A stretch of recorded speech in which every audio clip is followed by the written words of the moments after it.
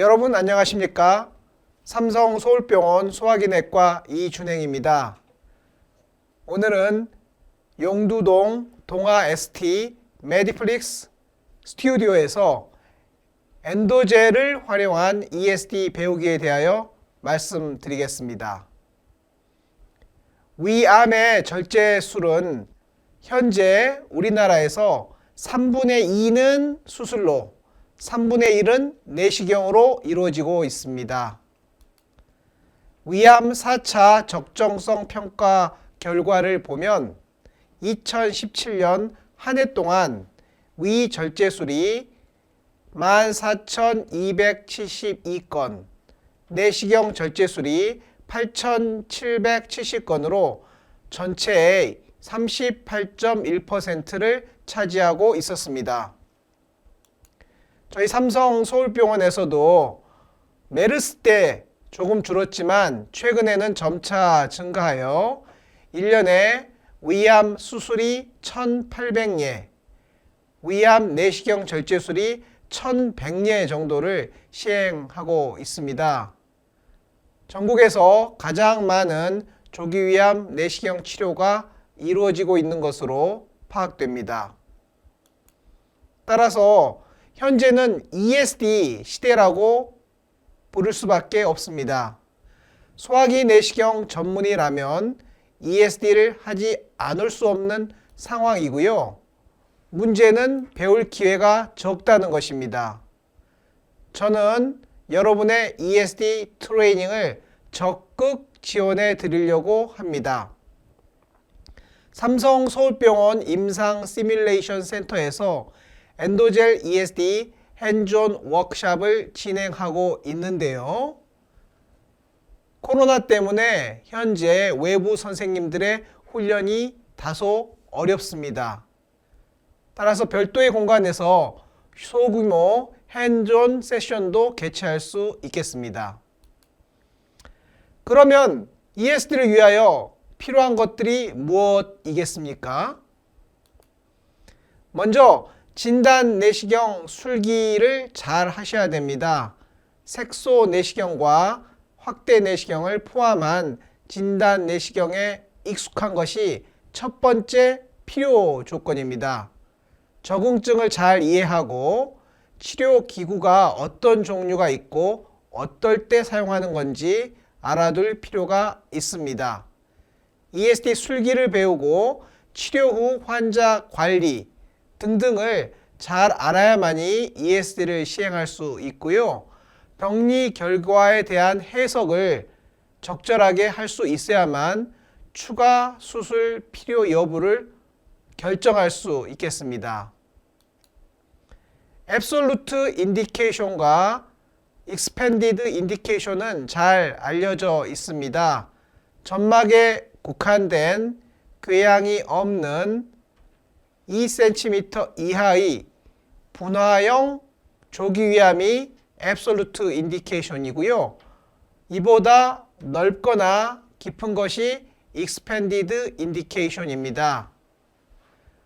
Poorly differentiated adenocarcinoma나 signet ring cell carcinoma와 같은 undifferentiated type 히스톨로지를 가진 조기위암도 앱솔루트 혹은 익스펜디드 인디케이션에 포함되는지 논란이 있지만 현재 우리나라에서는 익스펜디드 인디케이션에 포함된 것으로 간주하고 있습니다.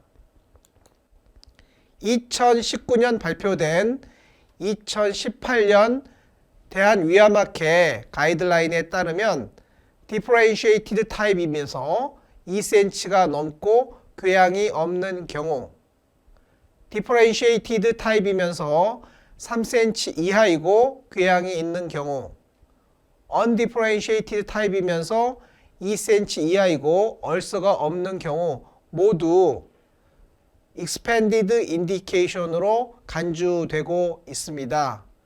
이들에 대한 ESD는 weakly recommended 상태이고요. 따라서 환자와 잘 상의하여 치료 방침을 결정할 수 있다 정도로 이해하시면 좋겠습니다. 많은 종류의 나이프와 기구들이 나와 있습니다. 가장 먼저 개발된 것은 니들 나이프를 개량한 IT 나이프인데요. 이들이 개발된 후 많은 변형이 만들어졌기 때문에 현재 시중에는 수십 종의 ESD 나이프가 있는데요. 가장 많이 사용되고 있는 것은 올림푸스 IT2 나이프와 듀얼 나이프입니다. 저도 두 종류의 나이프를 가장 많이 사용하고 있습니다. 물론 자랑스럽게도 국산 나이프도 있습니다. 대구 지역에 본사가 있는 파인메딕스에서 나온 국산 나이프인데요. 일본 올림푸스에서 나오는 거의 모든 종류의 나이프에 국내화가 되어 있습니다. 따라서 아주 어려운 위치에 있는 difficult case 이외에는 대부분 국산 파인메딕스 나이프를 이용해서 ESD 시술이 가능합니다. 대표적으로 하이브리드 나이프를 소개하겠습니다. I-타입 팁과 O-타입 팁이 하나의 나이프에 장착되어 있어서 내시경 시술 도중 나이프를 바꾸지 않고도 니들 타입 나이프와 볼 타입 나이프를 모두 사용할 수 있고요. 이로 인하여 시술 시간을 상당히 절약할 수 있습니다. ESD 전후 환자 관리도 중요한 이슈입니다. 현재 저희 병원에서는 3박 4일 클리니컬 패스웨이를 운영하고 있는데요. 전날 늦은 오후에 입원하여 다음날 시술하고 다음날 퇴원하는 3박 4일 표준 임상 진료 지침인데요. 문제는 첫날 입원해서 그 다음날 시술할 때까지 그다지 하는 일이 많지 않다는 것이고, 향후에는 외래 기반 ESD 시술 후 당일 입원하는 방향으로 전환할 준비를 하고 있습니다. 상당히 복잡한 이슈가 많아서 다소 시간이 걸릴 것으로 생각합니다. ESD 트레이닝에 대해서 말씀드리겠습니다. ESD 트레이닝은 스텝와이즈하게 진행되어야 합니다. 제가 ESD를 처음 배운 것은 2004년인데요. 당시 일본에서 약 3개월 동안 이 병원 저 병원 구경 다니면서 ESD를 배웠는데요. 모든 것이 새로워서 상당히 많은 메모를 해서 국내에 배포하였습니다. 당시에는 모두 일본에 가서 ESD를 배웠는데요. 이제는 더 이상 일본에서 ESD를 배울 이유가 없습니다. 최근 게스트로인테스티널 엔도스코피에 실린 리뷰에서 ESD 교육은 Cognitive Technical Skill Acquisition, Training Under Direct Supervision, Performing Procedure Independently 순서로 배우는 게 좋겠다라고 제시하였는데요. 너무나 당연한 내용입니다. 코어 스킬을 디파인하고 퀄리티 매트릭스를 디파인하고 타겟을 설정하고 등등 순서인데요. 역시 미국 아이디어로 매우 많은 체크 포인트를 두고 있습니다. 사실은 이렇게 배울 필요가 없습니다. 제너럴하게 스킬을 배우면 끝나는 거지 한 단계 한 단계마다 평가를 한다는 게 무슨 소용이 있겠습니까? 여하튼 ESD 트레이닝은 스텝와이즈하게 진행이 되어야 하는 거고요. 엔도투데이 클리닉, 저희 삼성 서울병원에서 시행하는 ESD 트레이닝의 특징은 절대로 혼자 하지 않는다. 언제나 튜터가 옆에서 바로바로 피드백을 하면서 지도한다. 혼자 시술을 하게 되면요, 잘못된 습관을 배우기 쉽기 때문입니다. 아주 익숙해지기 전까지는 절대로 혼자 하지 않는다가 저희 삼성서울병원 ESD 트레이닝의 특징이 되겠습니다. 스텝와이즈 ESD 트레이닝은 Basic Training with a Training Bag으로 시작합니다. 모래밭에 글씨를 쓰는 것과 비슷한데요. 실제 티슈가 아니더라도 내시경 나이프를 조작하는 방법을 트레이닝 백에서 연습할 수 있습니다. 제가 만든 백입니다. 두 번째 단계는 Artificial Mucosal Layer 엔도젤을 이용한 내시경 트레이닝이고요. 오늘은 이 부분에 대해서 주로 자세히 말씀드릴 겁니다. 엔도젤 ESD 트레이닝이 잘 된 상태에서 엑스비보 피그 스토막 ESD를 해보고 라이브 피그 ESD를 하고 난 이후에 선생님과 함께 클리니컬 케이스에서 ESD를 한다면 큰 진입장벽 없이 ESD를 배울 수 있습니다. 브러쉬와 백을 이용한 베이직 트레이닝은 모래밭에 글씨를 쓰는 것과 비슷한 건데요. 진단 내시경은 타겟이 보이면 바이옵시 포셉을 밀어서 정면에서 조직 검사를 하는 거기 때문에 비교적 단순하다고 한다면 ESD는 낮은 포복을 하는 것처럼 평소에 비스듬하게 접근해서 서뮤코잘 다이섹션을 해야 되기 때문에 가장 잘 보이는 병소는 ESD 하기 어려운 병소일 수가 있습니다. 비스듬히 보이는 병소가 ESD 하기 쉬운 병소일 수도 있고요. 병소에 접근하고 난 다음에는 전후 운동이 아니고 좌우 운동, 오블릭한 운동을 해야 되기 때문에 진단 내시경을 잘한다고 ESD를 잘 할 수 있는 것은 아닙니다. 별도의 훈련이 필요합니다. ESD 트레이닝 백은 이렇게 생겼습니다. 일반 백에 안에 내용물을 채운 다음에 동그랗게 관역을 만들고 십자로 관역을 만든 다음에 실제 내시경을 하면서 이 관역을 따라서 카테터를 움직이는 훈련을 하는 방법을 말하는 것입니다. 실제로 내시경을 통해서 ESD 트레이닝 백을 보면 이런 모습이고요. 카테터를 이용해서 둥근 선을 따라 움직이는 훈련을 한다면 실제 엔도젤이나 라이브 피그 환자에서 ESD를 할 때 크게 도움이 됩니다. 두 번째 단계는 Artificial Layer 엔도젤을 이용한 ESD 훈련입니다. Artificial Layer 엔도젤은 일본에서 개발된 제품인데요. ESD용과 포임용이 있습니다. 국내에서 구입할 수 있는 가격은 다소 비싸서 ESD용이 65만원, 포임용이 70만원 정도 하고 있는데요. ESD 훈련에는 매우 유용하게 사용될 수 있습니다. 본전 뽑고 남는다 라고 생각합니다. Artificial Layer 엔도젤은 이런 식으로 설치할 수 있습니다. 종이 박스에 엔도젤 레이어를 놓고 ESD를 할 수 있는데요. 실제로 회사에서 제시한 이런 방법으로 ESD를 해보면 가능은 하지만 매우 언스테이블해서 리얼리스틱한 느낌이 나지 않습니다. 이를 개량하기 위해서 다양한 시뮬레이터를 시도해 보았습니다. 올림푸스, 야오, 확대 내시경 모형도 이용해 보았고요. 스트레타 모형도 이용해 보았는데요.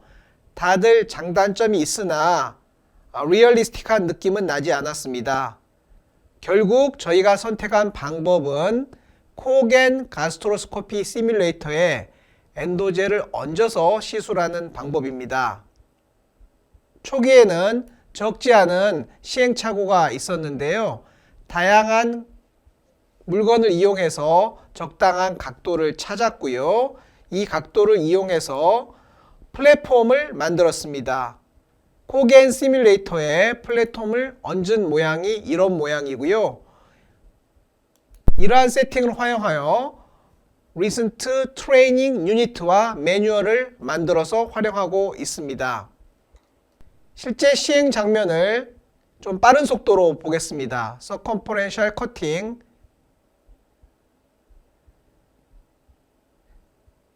Submucosal Dissection,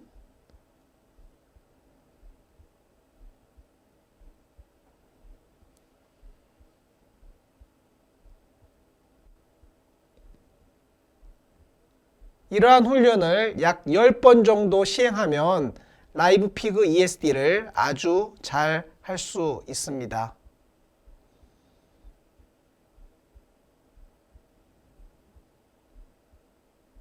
지금 보이는 장면은 7배 속도로 돌아가는 내용입니다. 엔도젤 ESD 훈련이 잘 되면 엑스비보 피그 스토막 ESD를 시행할 수 있습니다. 2016년까지는 내시경실에서 시행할 수 있었는데요. 그래서 종종 훈련을 하였는데 그 이후로는 돼지 조직을 내시경실에서 사용할 수 없는 것으로 규정이 강화되어서요. 이와 같이 애니멀 랩에 가서 시행을 해야 됩니다. 따라서 매우 번거롭게 되었고요. 잘 시행하지 않고 있습니다. 최근에는 올림푸스 송도 K-TEC 트레이닝 센터에서 코겐 시뮬레이터에 엑스비보 피그 스토막을 연결해서 훈련을 하기도 하는데요. 무척 번거로워서 대부분의 경우는 엔도젤 ESD 훈련 이후 라이브 피그 ESD로 넘어가는 방법을 채택하고 있습니다. 먼저 경험 많은 시술자가 시범을 보이고 난 다음에 배우시는 분이 직접 시술을 하면서 훈련을 하는 내용이고요. 3시간 동안 2명이서 약 2개씩 시술을 할 수 있는 정도의 시간이 필요합니다. 이러한 훈련이 잘 되고 난 다음에는 실제 환자에서 시술을 하면서 보다 많은 경험을 배울 수 있습니다. 실제 환자에서 ESD를 가르치고 배우는 것은 주거니 받거니입니다. 메인 오퍼레이터와 어시스턴트가 서로 역할을 주거니 받거니 하면서 시술하는 것을 이야기합니다. 조직검사에서 아데노마 하이그레이드 디스플라지아가 나온 병소인데요. 펜탁스 이미지나 내시경을 사용해서 ESD를 시행하였습니다. 아이스캔으로 병소를 잘 보고요. 인디고 카민을 분무한 이후 병소의 경계를 파악하고 마킹을 하였습니다. 바깥쪽에 서뮤코잘 인젝션을 한 다음에 디스탈 파트부터 서컴프렌셜 커팅, 이후 프록시멀 파트 인젝션, 서컴프렌셜 커팅, 서뮤코잘 다이섹션 순서로 시술을 하였고요.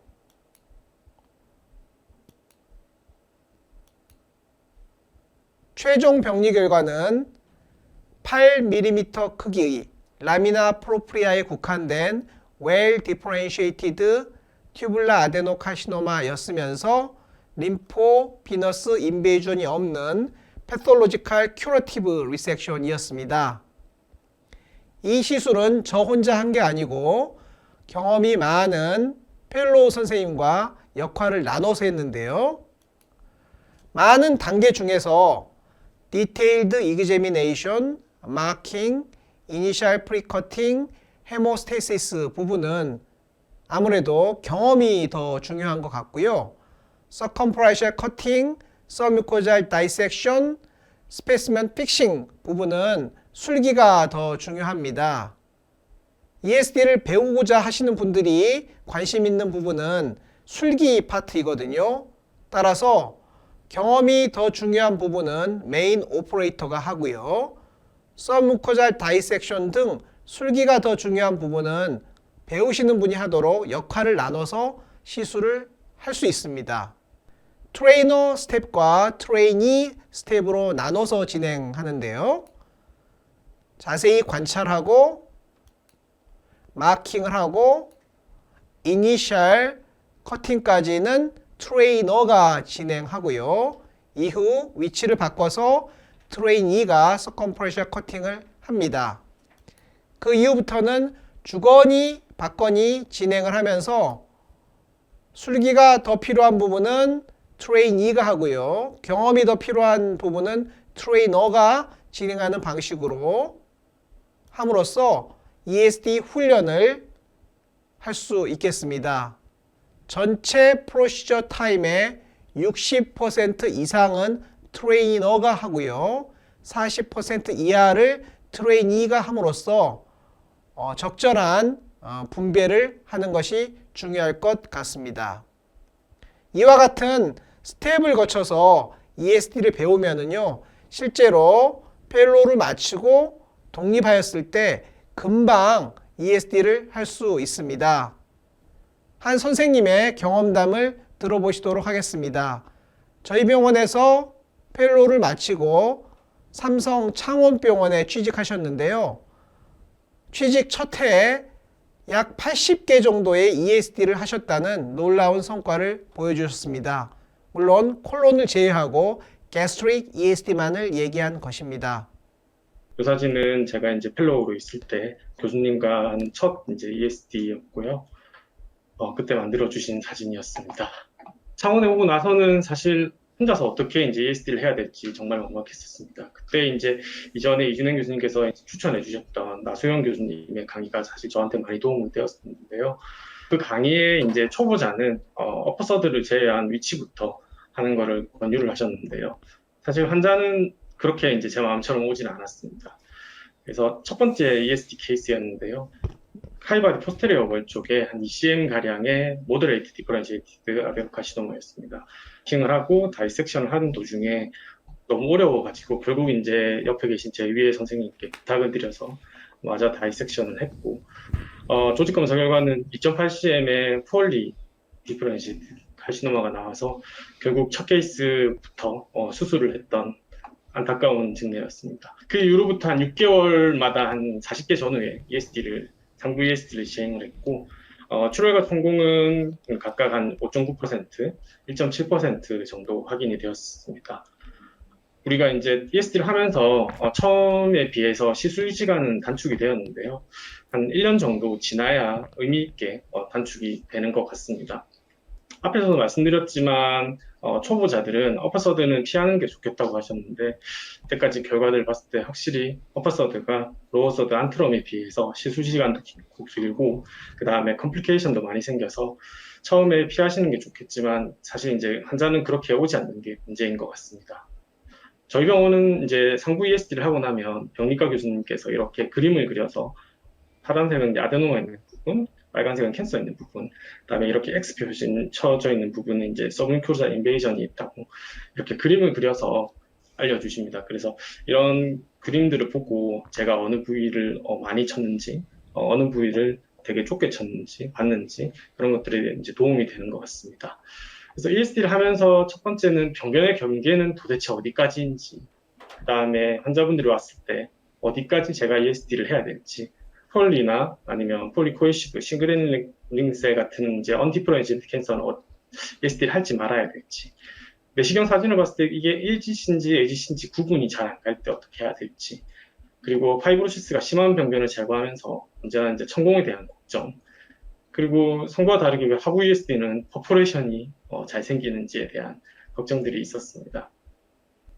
네, 이처럼 스텝와이즈하게 ESD 트레이닝을 잘 받고 나면은요, 취직해서 1년 사이에 수십 개의 ESD를 안전하게 시술할 수 있습니다. 그래서 지금부터는 어떻게 엔도젤 ESD 트레이닝을 하는 것인지 구체적인 내용을 설명드리겠습니다. 어디서 배울 수 있을까요? 저는 삼성서울병원 안병원 내시경실 교육실에서 엔도젤 ESD 핸즈온 트레이닝을 개발하였고 지금도 여기서 시행하고 있습니다. 물론 좀 더 좋은 공간이 있기는 합니다. SMC 임상 시뮬레이션 센터인데요. 정기적인 워크숍을 시행하지만 하고 싶을 때 그때그때 하기에는 다소 번거로워서 1년에 4번 정도의 정규적인 워크숍만 임상 시뮬레이션 센터에서 시행하고요. 나머지는 별도의 장소에서 시행하고 있습니다. 물론 최근에는 엔도젤 ESD뿐만이 아니고 엔도젤 포엠 워크숍도 임상 시뮬레이션 센터에서 시행하고 있고요. 사진은 2021년 12월 11일 이혁 교수님께서 진행한 엔도젤 포엠 워크숍 장면입니다. 삼성동에 후지필름 내시경사의 훈련실이 있습니다. 그곳에서 별도로 내시경 트레이닝을 받을 수 있고요. 서초동에 올림푸스 내시경 훈련실이 있었습니다. 그곳에서도 엔도젤 ESD 트레이닝을 받을 수 있는데요. 최근에는 올림푸스 서초동 내시경 훈련실이 클로즈 됐기 때문에 송도 K텍 트레이닝 센터에서 진행하고 있습니다. 내시경 회사의 도움을 받아서 지역에서도 동일한 프로그램을 진행할 수 있는데요. 사진은 지난 9월 5일 광주 조선대학교에서 진행하였던 엔도젤 ESD 트레이닝 장면입니다. 여러 병원이나 지역 단위 행사에서도 엔도젤 ESD 트레이닝을 할 수 있습니다. 사진은 2019년 11월 9일 대구의 테드 심포지움에서 진행하였던 엔도젤 ESD 트레이닝입니다.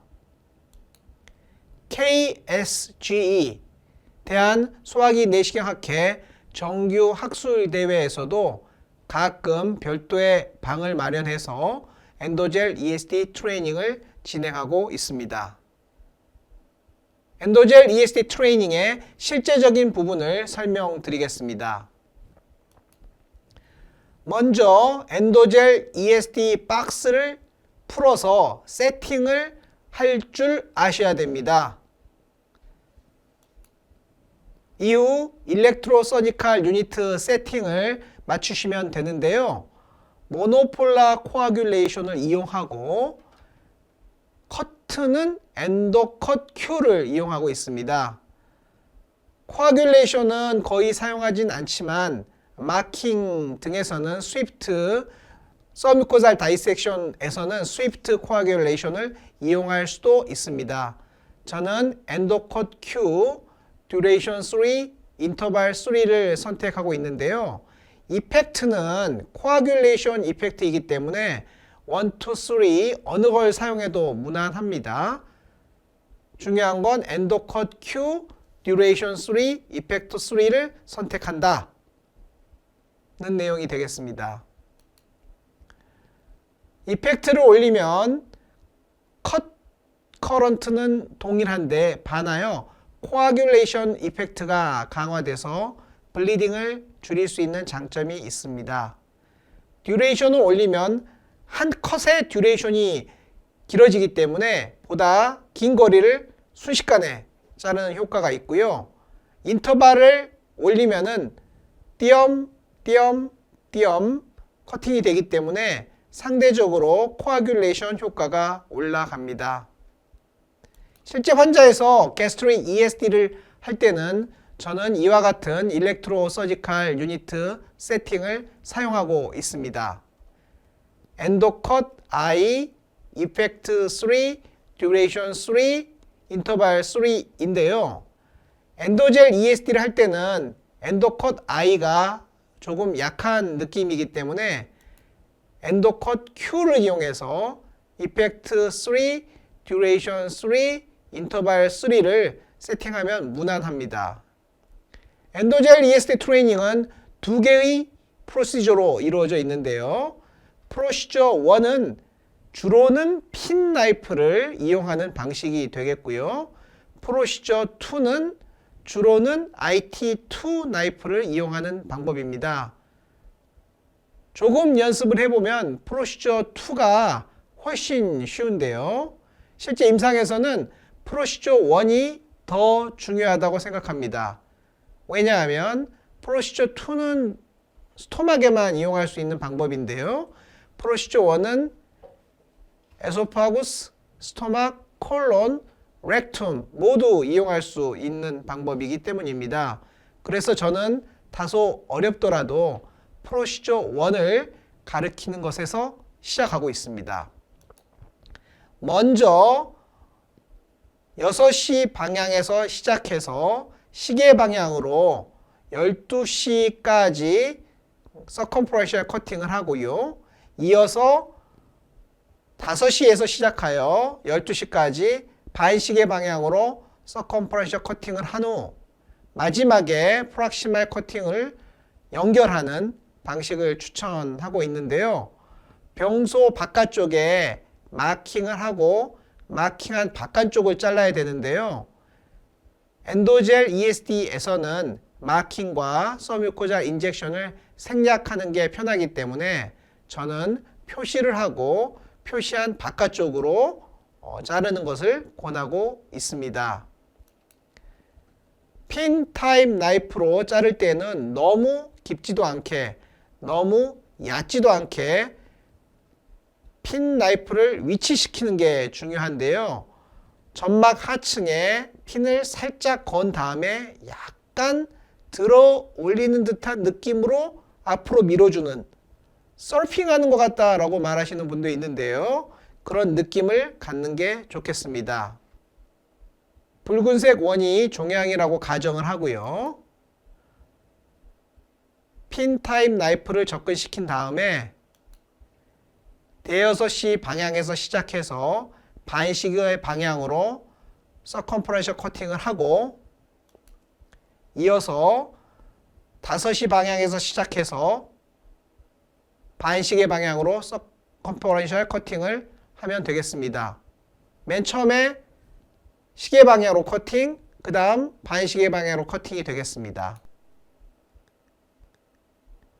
니들 끝을 점막 하층에 위치시킨 다음에 미끄러지듯이 약간 들어올리는 방향에서 전진을 하면 자연스럽게 커팅을 할 수 있습니다.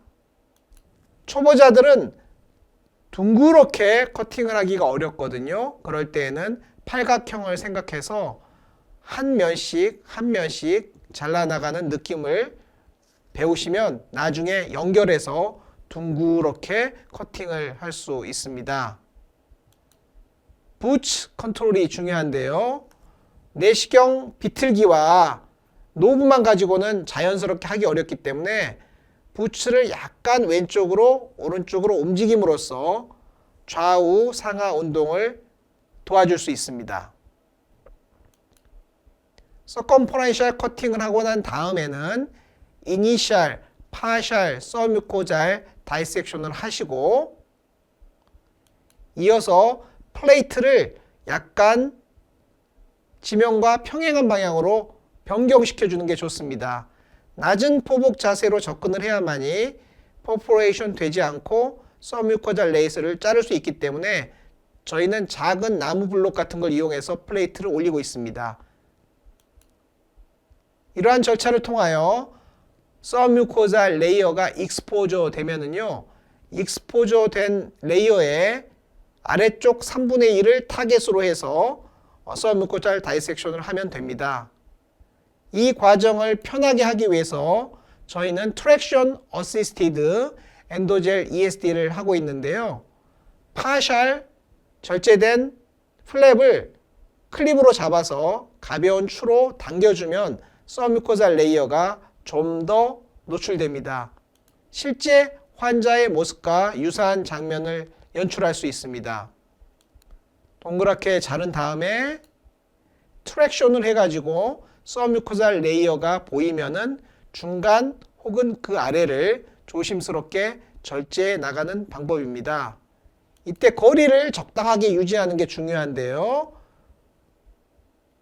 핀나이프를 잡은 상태에서 1mm 밀고 당기고를 반복하면서 조금씩 거리를 조절하며 서뮤코잘 다이섹션을 하는 것이 포인트가 되겠습니다. 초보자들은 핀 나이프로 서브뮤코잘 다이섹션 하는 것을 다소 어려워하는데요. 그래도 이 부분을 잘 익혀두어야만이 나중에 콜론 ESD, 에소파지알 ESD까지 무난하게 시행할 수 있습니다. 어렵더라도 첫 번째 프로시저는 절반 이상은 핀 나이프를 이용해서 절제할 것을 권합니다. 중간 혹은 중간 아래를 조금씩 너무 깊게 밀면은 부도체 부분이 들어가기 때문에 커팅이 안 되거든요. 핀 끝으로 서뮤코잘 레이어를 한 뜸 한 뜸, 파이버 바이 파이버, 한 파이버씩 자른다라고 생각하면서 천천히 진행하는 것이 요점이 되겠습니다.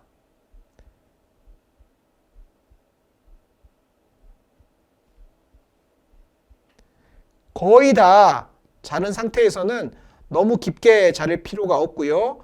뮤코잘 커팅 한 높이에 맞춰서 커팅을 하시면 오버슈팅 되지 않고, 즉 땅굴 파기처럼 서컴페셜 커팅 아래까지 자르는 수가 있거든요. 이러한 과정을 피하면서 적절하게 커팅을 마칠 수가 있습니다. 중간부터는 IT2 나이프로 변경해서 서뮤코잘 다이섹션을 하셔도 됩니다.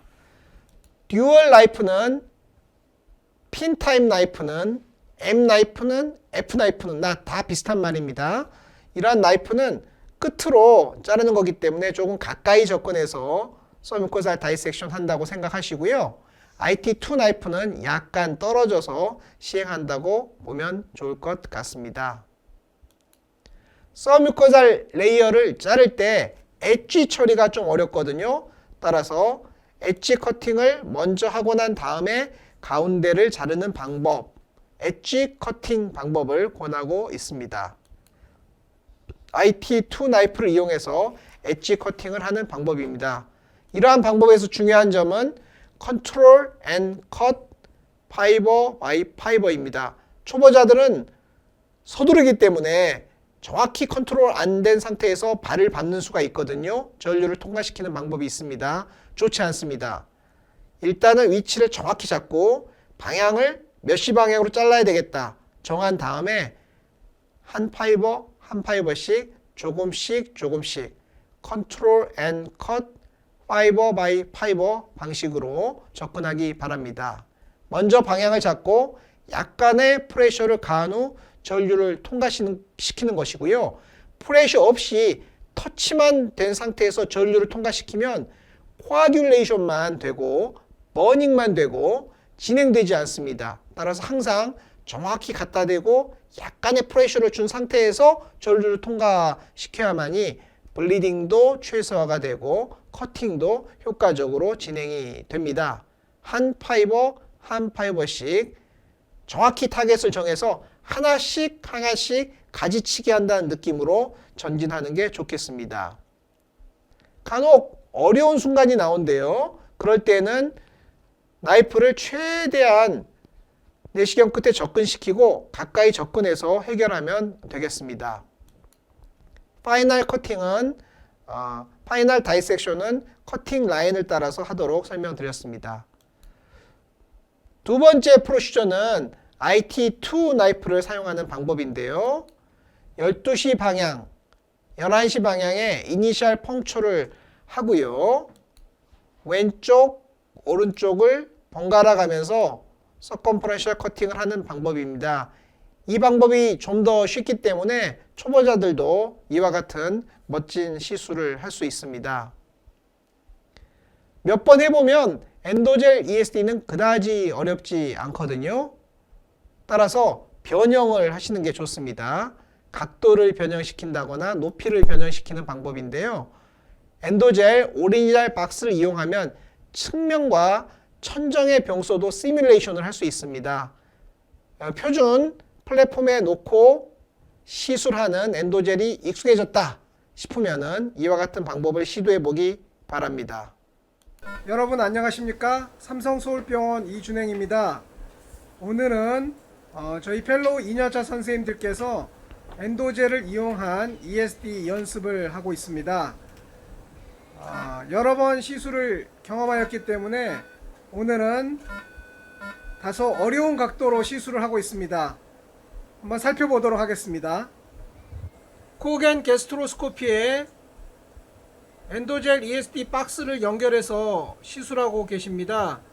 그런데 자세히 살펴보니까 코겐 시뮬레이터 박스를 옆으로 눕혀놓고 시술하고 계십니다. 고난이도 세팅을 맞추기 위해서, 고난이도 세팅을 연출하기 위해서 일부러 90도 돌려놓고 시술하시는 것 같습니다. 놀라운 일입니다.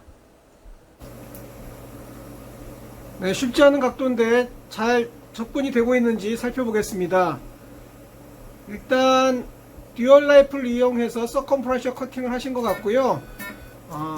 IT2를 이용해서 서브뮤코잘 다이섹션을 하고 계십니다.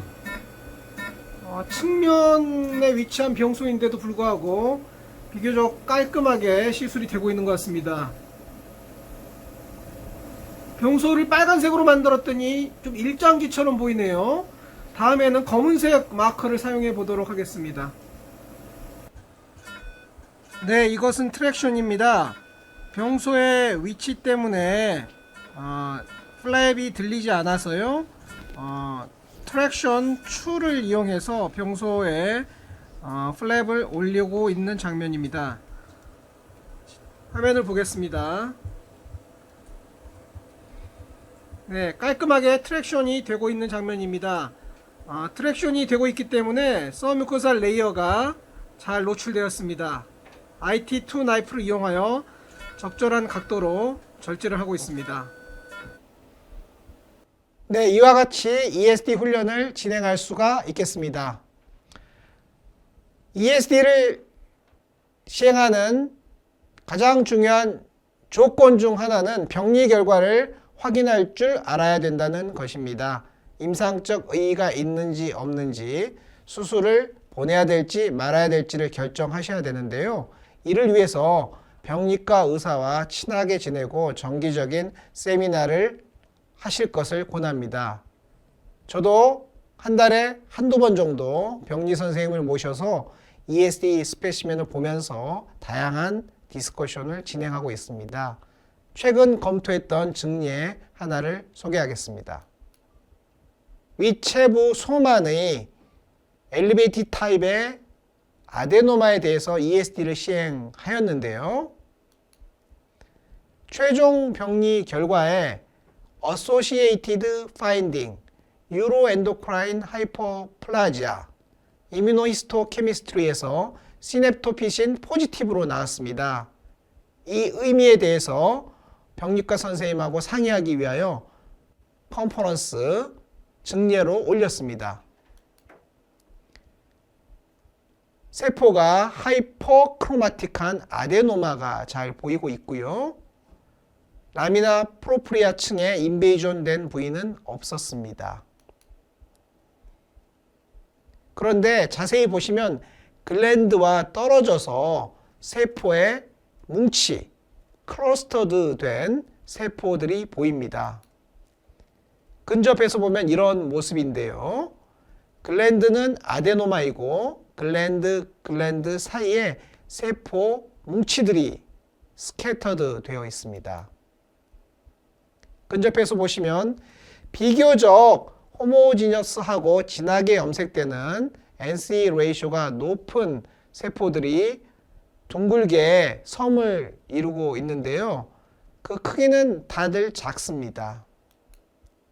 시냅토피신을 염색하면 그 세포 뭉치가 스트롱 포지티브로 염색되는 걸 알 수 있는데요.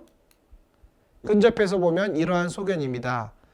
유로엔도크라인 오리진임을 확인하였고 아데노마하고는 구분되는 영역이고, 그러나 그 크기가 작기 때문에 카시노이드 튜머라고 부르기는 어렵고 유로엔도크라인 하이퍼플라지아로 부를 수밖에 없는 영역입니다.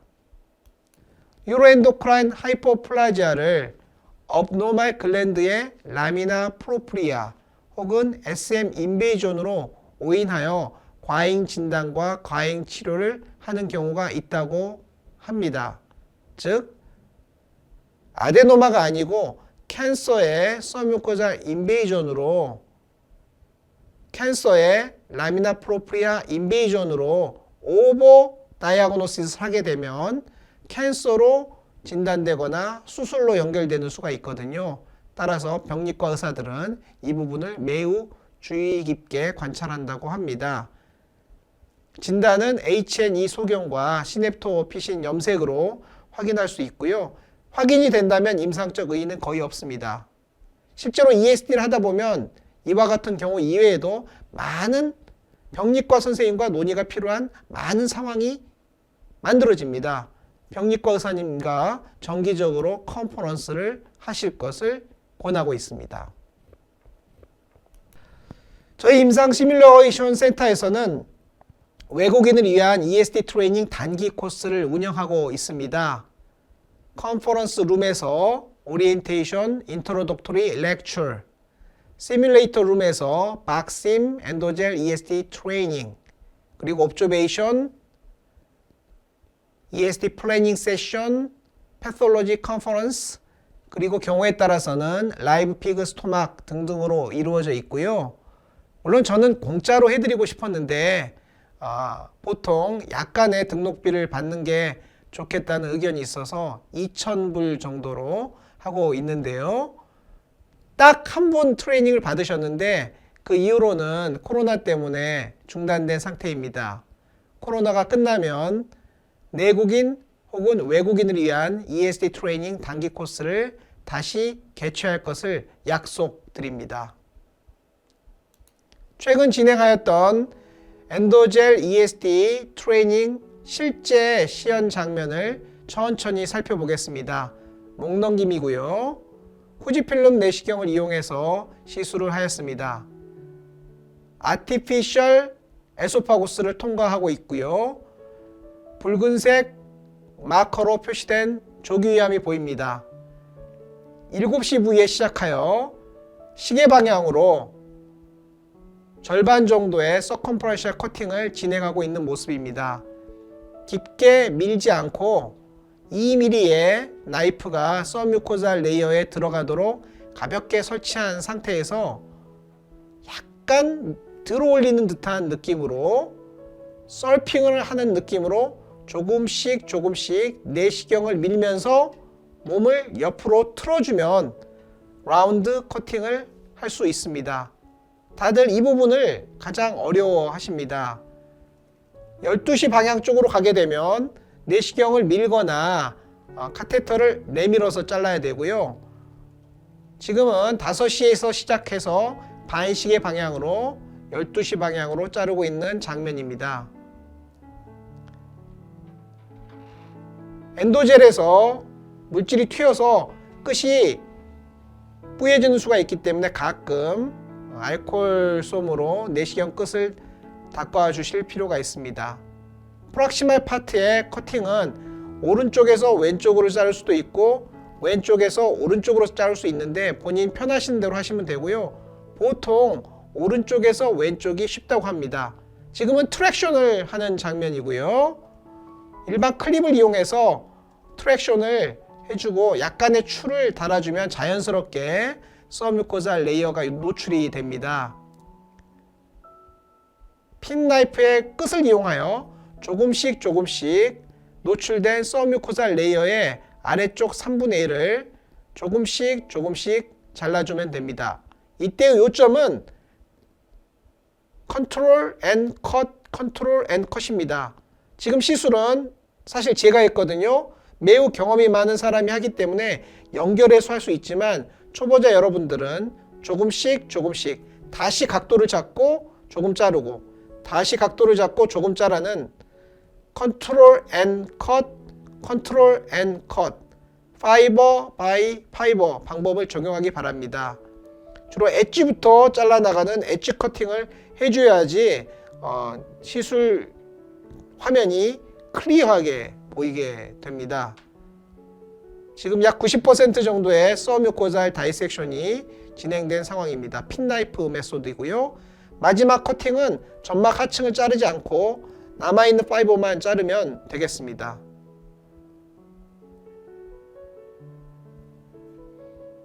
여기까지가 프로시저 1입니다. 프로시저 1이 다소 어려운데요. 프로시저 1을 끝내고 나면 프로시저 2는 쉽게 할 수 있습니다. 처음 시작은 핀 타입 나이프를 이용해서 12시 방향에 작은 홀을 만드는 겁니다. IT2 나이프가 들어갈 정도의 홀을 만들면 충분합니다.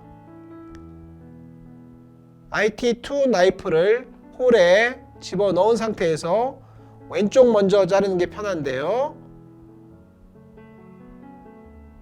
내시경 몸통 비틀기와 노브 그리고 당기기 등을 이용해서 서컴프레셔 커팅을 쭉 해내가면 되겠습니다. 이때 병소로 너무 가깝게 접근되지 않도록 일정한 거리를 유지하는 게 중요한데요. 네, 왼쪽을 잘랐습니다. 그러면 다시 12시에 접근해서 오른쪽을 자르는 동일한 방법을 사용하시면 됩니다. 지금은 경험이 많은 사람이 시술했기 때문에 쭉 연결해서 자르고 있는데요. 실제 초보자들은 팔각형을 자르는 느낌으로 조금씩 시술을 해보는 것이 좋습니다. 마지막은 견우와 직녀가 만나는 방식으로 해야 되는데요. 다소 어려운 경우에는 하트 모양으로 연결해도 상관이 없겠습니다. 서컴프레셔 커팅이 끝났고요. 트랙션을 시행하여 서뮤코자 레이어를 노출시킨 다음에 동일한 방식으로 한쪽 방향에서 끝까지 쭉 자르는 방법을 사용하셔도 좋고요. 절반은 왼쪽에서 절반은 오른쪽에서 커팅하는 방법을 쓰셔도 좋습니다. 상황에 따라 적절한 방법을 사용하시면 되고요. 실제 환자의 위는 동그랗기 때문에 항상 곡면을 자르지만 엔도젤은 플레이트이기 때문에 평면을 자르는 것입니다. 그래서 실제 환자하고는 약간 느낌이 다르다고 할 수 있는데요. 시뮬레이터는 그 정도의 한계가 있을 수밖에 없습니다. 네, 한 80% 이상 서뮤코잘 다이섹션을 시행한 모습이고요. 초보자들은 프로시저 1 하는데 한 15분, 프로시저 2 하는데 한 10분 정도 소요됩니다. 2개 하는데 30분 넘는 경우는 거의 없었습니다. 이를 반복해서 하게 되면 저처럼 시술할 수 있게 됩니다.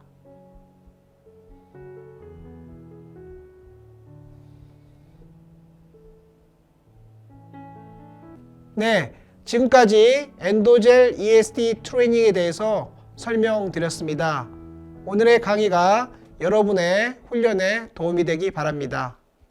경청해 주셔서 감사합니다.